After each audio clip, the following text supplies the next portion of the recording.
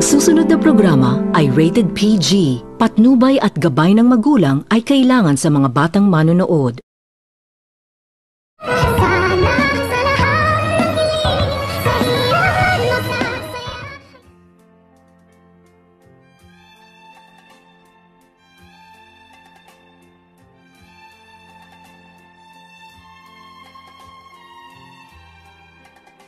Pagkatapos nitong maisipan ni Dr. Tanyag na bisitahin ang kanyang anak na itong si Annalyn sa Eastridge Hospital ay dito dali-dali itong nagtungo itong si Dr. Tanyag upang sabihin kay Annalyn ang katotohanan na kanyang nalalaman na hindi umano nito totoong anak ni Dr. Tanyag ang itong si Zoe.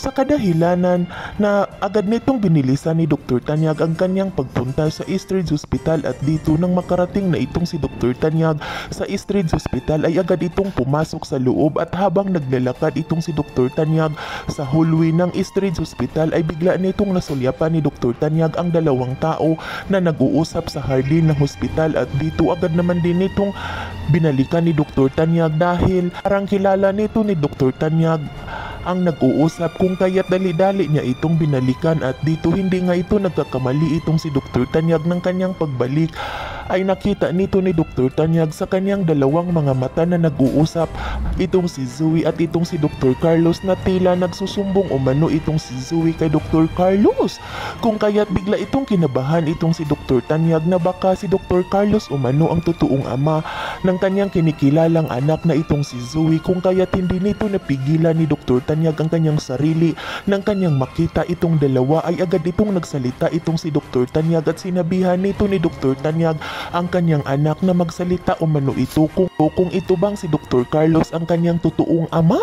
Sa kadahilanan nagulat naman din itong si Zoe nang kanyang makikita ang kanyang kinikilalang daddy na itong si Dr. Tanyag at hindi nito napigilan ni Zoe ang kanyang sarili na mangiyak-iyak ito sa harapan ni Dr. Tanyag at hindi ito makapagsalita at hindi nito masagot-sagot ni Zoe ang mga tinatanong sa kanya ng kanyang daddy. Kaya't nanlaki ang mga mata ni Dr. Carlos dahil gusto nitong pasalitain ni Dr. Tanyag itong si Zoe ngunit hindi nito napilit ni Dr. Tanyag kasi hindi ito nagsasalita itong si Zoe na tila parang nataranta umano ito at hindi na ito makagalaw sa kanyang kinatatayuan. Samantala hindi naman din ito alam ni Dr. Carlos kung ano ang kanyang gagawin sa mga pinagsasabi ni Dr. Tanyag sa kanyang anak at natakot din itong si Dr. Carlos na baka magsalita itong si Zoe at sasabihin na nito ni Zoe ang totoo na mag-ama silang dalawa ni Dr. Carlos kung kaya't bigla naman din itong pinagsabihan ni Dr. Carlos itong si Dr. Tanyag kung ano-ano na naman umano ang mga pinagsasabi nito at saan naman umano nito napupulot